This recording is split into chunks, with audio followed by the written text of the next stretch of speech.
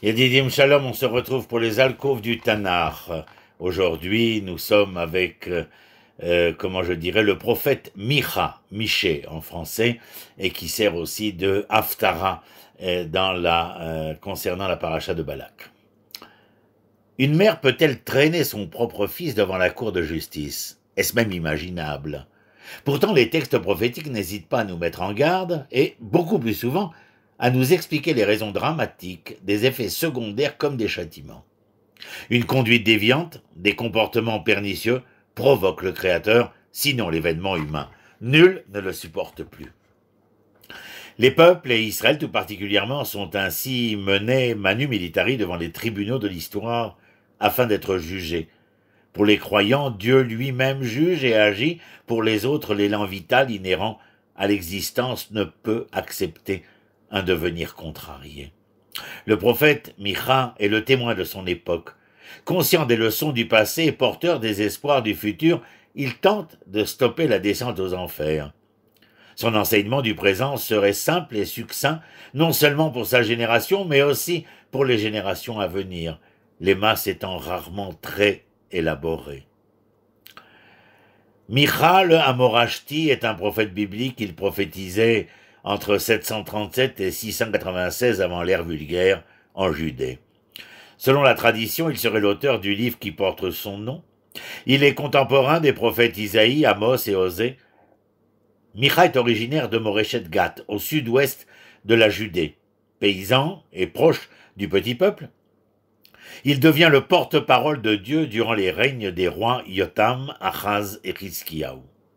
Ses propos et prophéties sont essentiellement orientés vers Jérusalem et à l'encontre du royaume d'Israël au nord. Il critique le peuple pour sa malhonnêteté et son idolâtrie, leur annonce la proche destruction de Jérusalem et de Samarie, la ruine puis la restauration future de l'État de Judée. Micha est très certainement un enfant du terroir, un garçon de la campagne pour qui la grande cité n'avait rien de vraiment alléchant. Ce n'est pas le quotidien citadin en soi qui offense Micha, mais plutôt la dégénérescence d'une population envahie et inondée par l'idolâtrie sans foi ni loi. Il fustige leur abus de pouvoir, leur pratique commerciale inique, leur lutte infâme contre les pauvres, une confiance exacerbée en leur puissance militaire et la providence divine, malgré leur outrecuidance infatuée. Les prêtres se laissent porter par le jubilatoire, les faux prophètes cèdent à la raison du peuple jouissif, et les rois accordent protection et largesse aux nantis. Israël, est censé être le peuple de l'alliance, présumé défendre et affirmer le sens et le rôle de l'altérité au sein de la nation, supposé devenir l'identité modèle pour toutes les nations et pouvoir ainsi conduire le monde vers le projet créateur. Eh bien non. Ils sont avides de plaisir, insatiables de besoin, ils sont creux d'idées, nonchalants de mémoire, belliqueux par bêtise et sots par idéal.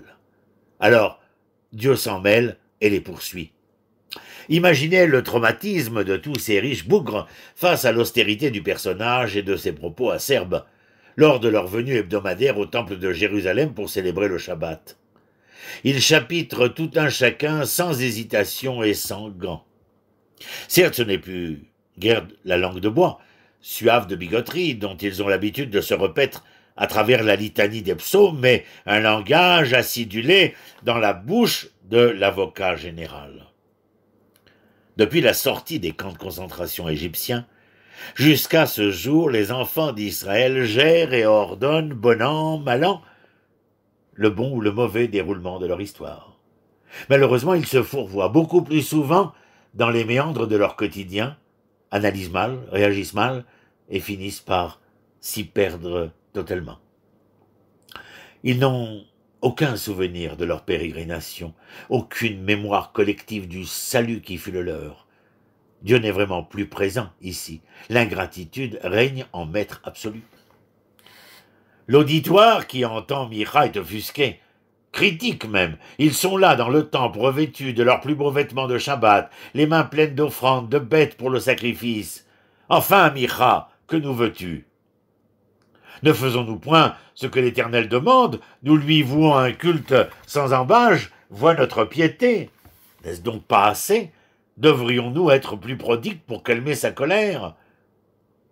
Alors il demande, ces bonnes gens, mais quel hommage offrirai-je au Seigneur? Comment montrerai-je ma soumission au Dieu suprême? Me présenterai-je devant lui avec des holocaustes, avec des veaux âgés d'un an? Le Seigneur prendra-t-il plaisir à des hécatombes de béliers, à des torrents d'huile par myriades? Donnerai-je mon premier-né pour ma faute, le fruit de mes entrailles comme rançon expiatoire de ma vie? Surtout pas, s'écrie Micha, surtout pas, malandrin. Ce ne sont là que des effets de manche, des procédés puérils du culte, sans une véritable cohérence entre votre formulation ostentatrice de la foi et vos sincères valeurs et vertus intérieures. Vous ne serez rien d'autre que de beaux parleurs, où l'essentiel fait défaut, et votre religion, un persiflage insignifiant aux oreilles de Dieu.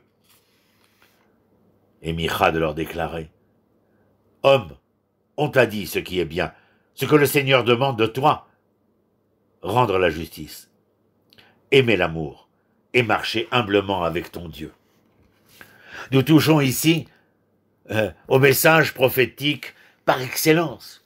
Il résume les thèmes centraux d'Isaïe, de Jérémie, d'Amos, d'Osée. Tous l'ont dit, énoncé, affirmé. Mais notre cher et tendre prophète paysan Micha l'a dit mieux que quiconque. C'est aussi simple que cela. Alors pourquoi ne pas le faire? Justice, c'est d'accord.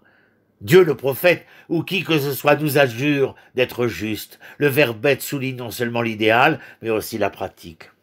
Ce n'est pas un concept, mes amis, c'est une éthique.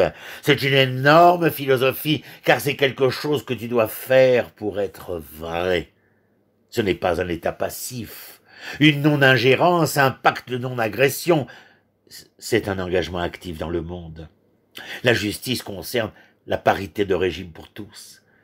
La justice concerne l'égalité des chances pour tous. La justice consiste à assurer à tout le monde une part équitable à la providence divine, que nul n'en soit exclu. La justice conçoit la vie simplement. Elle accepte d'avoir assez et partage avec ceux qui n'en ont pas assez. La justice nous concerne tous et toutes. La justice, le juste, n'est juste que s'il s'ajuste et se confond avec le manque. La Bible s'embarrasse moins d'amortir les effets de l'injustice que d'en exclure les causes. Le droit, mishpat, lui se conjugue avec son jumeau inséparable, tzedaka, la justice. Il signifie être intègre avec Dieu, intègre avec les hommes, intègre avec l'ensemble de la création. Vous ne pouvez pas être proche de Dieu sans vous soucier d'être proche du peuple pour lequel Dieu a le cœur si familier. Le droit est donc là, où la religion devient soit un vécu existentiel, soit juste un culte tellement dérisoire. Il reconnaît la corrélation fondamentale et la complémentarité de toutes choses en Dieu. Impossible de vivre sans danger. À nos seuls propres frais, nous dépendons d'autres créatures qui, par leur vie et leur mort, nous permettent de survivre. Pour exister, nous devons rompre chaque jour avec une partie des cellules de notre corps, verser le sang de la création en quelque sorte. S'occuper de soi-même comme du monde est en soi une nécessité pour l'équilibre de l'humanité. Si nous le faisons consciemment, passionnément, adroitement, avec déférence, cela devient une consécration de la vie.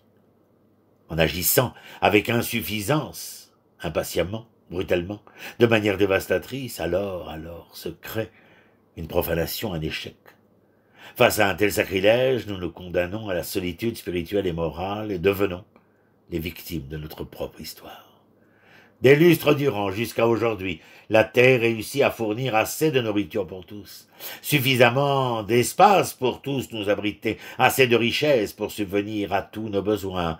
Partout, des enfants meurent de faim, des sans-abri errent et des pauvres souffrent, car 10% de la population mondiale contrôle encore et toujours ce dont ont besoin les 90% restants. Si nous sommes dans le top 25 des pays les plus riches et industrialisés, remercions Dieu.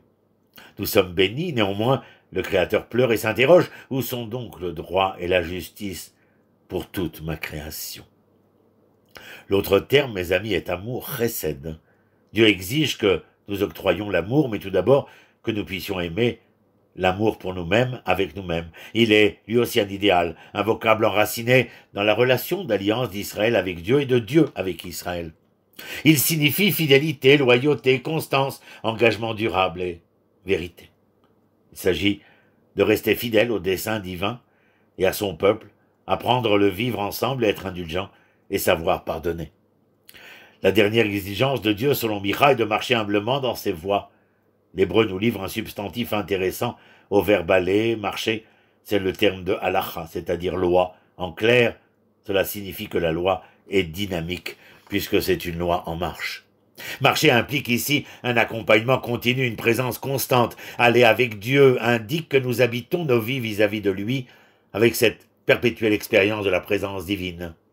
Nous ne sommes donc jamais seuls ou abandonnés. Nul ne pense à se cacher de Dieu. Nous n'essayons pas non plus de le partager autour d'une pensée occasionnelle ou de l'écrouer dans l'enceinte de notre prison pour mieux le visiter quand bon nous semblera.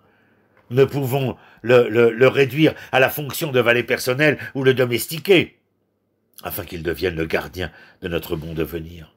La profusion de délices et de splendeurs multiples qui nous sont octroyées dans ce monde concerne l'homme, seule créature à pouvoir savourer tout le beau, le bon et le bien pour ce qu'ils sont. Le Créateur induit des valeurs bouleversantes lors de la rencontre de l'homme avec le sentiment esthétique. Une invite, mes amis, à la manifestation de tout l'être spirituel moral de la créature. En effet, cette grâce de la nature se dessine sous tous les contours de l'espace et s'épanche au monde entier.